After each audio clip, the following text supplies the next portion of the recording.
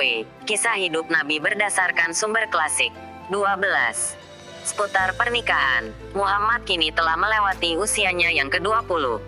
Seiring dengan berlalunya waktu, ia sering diajak kerabatnya melakukan perjalanan keluar kota. Akhirnya, tiba saat Muhammad diminta membawa dagangan orang-orang yang tidak mampu pergi berdagang sendiri. Kesuksesannya dalam menunaikan tugas ini membuahkan banyak penawaran serupa lainnya, sehingga ia memperoleh penghasilan yang lebih baik, dan pernikahan menjadi sesuatu yang mungkin dilakukan. Pada saat itu, pamannya sekaligus pelindungnya, Abu Talib, memiliki 3 orang putra. Yang tertua, Talib, sebaya dengan Muhammad, Aqil, berusia sekitar 13 atau 14 tahun, dan Ja'far, masih berusia 4 tahun. Muhammad sangat tertarik dengan anak-anak dan ia suka bermain dengan mereka. Terutama sekali, ia menyayangi Ja'far yang tampan dan cerdas. Ja'far pun membalas kasih sayang dari sepupunya itu dengan kesetiaan yang tak kunjung pudar. Abu Talib juga memiliki beberapa putri. Di antara mereka ada yang telah mencapai usia nikah. Namanya adalah Fahitah, namun kemudian ia dipanggil dengan Hani, dan senantiasa dikenal dengan nama itu. Rasa cinta tumbuh antara dia dan Muhammad. Kemudian, Muhammad memohon kepada pamannya agar diizinkan menikahi putrinya. Namun, Abu Talib memiliki rencana lain. Qubairah, putra saudara ibu Abu Talib yang berasal dari Bani Makhzum, juga telah melamar Hani. Qubairah bukan saja seorang pria yang kaya raya, tetapi juga seorang penyair berbakat, seperti halnya Abu Talib sendiri. Terlebih lagi, kekuasaan Bani Makhzum di Mekah demikian meningkat seiring dengan semakin merosotnya kekuasaan Bani Hashim. Kepada Hubairah lah Abu Talib menikahkan putrinya, Hani. Ketika kemenakannya kembali mendekatinya dengan lembut, Abu Talib hanya menjawab, "Mereka telah menyerahkan putri mereka untuk kita kawini." Tak diragukan, ia merujuk ke ibunya sendiri, maka seorang pria yang baik haruslah membalas kebaikan mereka. Jawaban itu sebenarnya tidak memuaskan, tetapi Muhammad menerima pernyataan pamannya tersebut. Dengan sopan, ramah, dan lapang dada, ia mengakui bahwa dirinya belum siap untuk menikah. Itulah yang diputuskan untuk dirinya. Namun, keadaan yang tidak diduga segera mengubah pikirannya. Salah seorang saudagar terkaya di Mekah adalah seorang wanita Khadijah putri Khuwailid, dari suku Asad. Ia sepupu Warakah, penganut Kristen, dan saudara perempuannya, Qutailah. Seperti mereka juga, Khadijah adalah sepupu jauh dari anak-anak Hashim. Dia telah 2 kali menikah. Sejak kematian suami keduanya, dia mengangkat orang untuk mendagangkan hartanya. Kini, Muhammad telah dikenal di penjuru Mekah sebagai Al-Amin, orang yang terpercaya, dapat diandalkan, jujur. Kabar ini berasal dari laporan orang-orang yang telah beberapa kali mempercayakan barang dagangan mereka kepadanya. Khadijah juga telah mendengar tentang kebaikan Muhammad yang bersumber dari keluarganya.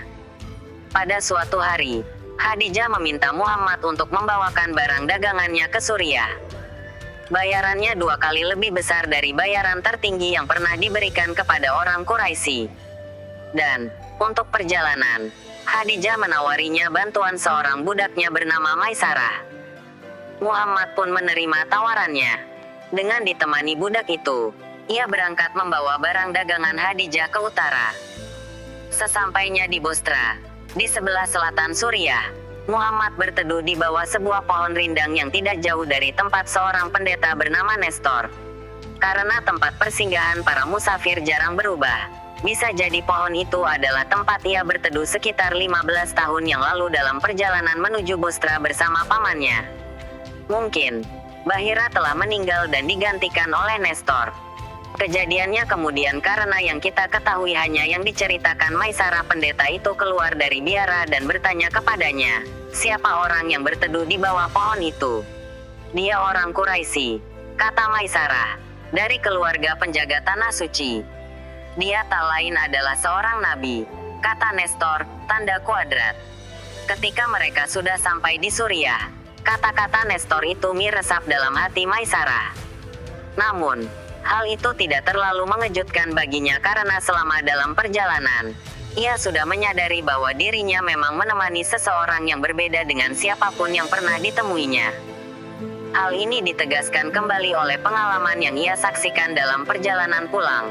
Ia sering mengalami bagaimana panas, anehnya, tak terasa menyengat. Satu hari saat menjelang siang, tampak suatu pemandangan yang singkat namun jelas. Ada dua malaikat melindungi Muhammad dari sengatan panas matahari. Setibanya di Mekah, mereka menuju ke rumah Khadijah dengan barang-barang yang mereka beli di pasar Surya seharga dengan barang-barang yang mereka jual. Khadijah duduk mendengarkan Muhammad ketika ia menceritakan perjalanan dan transaksi yang dilakukannya. Ternyata, transaksi itu sangat menguntungkan, karena Muhammad dapat menjual aset-asetnya hampir 2 kali lipat dari harga yang dibayarkan. Namun, hal itu jauh dari benak Khadijah. Seluruh perhatiannya terpusat pada si pembicara itu sendiri. Muhammad berusia 25 tahun. Ia memiliki postur tubuh sedang, ramping, dengan bentuk kepala yang besar, punggung yang lebar, dan anggota tubuh lainnya sangat proporsional. Rambut dan janggutnya lebat dan hitam, tidak lurus dan tidak terlampau ikal. Rambutnya mencapai pertengahan antara daun telinga dan punggungnya. Panjang janggutnya sesuai. Ia memiliki dahi yang lebar. Matanya berbentuk oval lebar. Bulu matanya panjang. Alis matanya lebat tampak melengkung namun tidak bertaut. Kebanyakan gambaran dalam sumber-sumber klasik menyebutkan bahwa matanya hitam. Namun menurut 1-2 di antaranya, matanya berwarna coklat atau coklat terang. Hidungnya mancung. Mulutnya lebar, berbentuk bagus. Meskipun janggutnya dibiarkan tumbuh, ketampanannya senantiasa tampak. Lah tidak pernah membiarkan kumisnya tumbuh lebat di atas bibir atasnya. Kulitnya putih, namun agak kecoklatan karena sinar matahari. Yang menambah ketampanan alamiahnya adalah cahaya yang memancar di wajahnya yang juga memancar dari wajah ayahnya. Namun pada putranya ini, pancarannya lebih terang dan pancaran cahaya ini terutama tampak pada dahinya yang lebar dan pada matanya yang jernih. Khadijah sadar bahwa ia sendiri pun masih cantik, namun ia lebih tua 15 tahun. Maukah Muhammad menikah dengannya? Begitu Muhammad pergi, Khadijah berkonsultasi dengan temannya, Nufaisah menawarkan diri untuk mendekati Muhammad, dan jika perlu, untuk mengatur pernikahan mereka berdua. Maisarah datang kepada majikannya dan menceritakan tentang dua malaikat serta apa yang dikatakan oleh pendeta. Khadijah pun segera menemui sepupunya, Warakah, dan mengulangi cerita itu kepadanya. Jika ini benar, Khadijah, katanya, maka Muhammad adalah nabi dari kaum kita. Telah lama aku tahu bahwa seorang nabi akan diutus, dan saatnya kini telah tiba. Petik 2. Pada saat yang sama, Nufaisah datang kepada Muhammad dan menanyakan mengapa ia belum menikah. Aku tidak memiliki apa-apa untuk dapat berumah tangga, jawabnya. Jika ada seorang wanita yang cantik, kaya, terhormat, dan berlimpah harta, apakah engkau bersedia? Kata Nufaisah. Siapakah dia, Khadijah?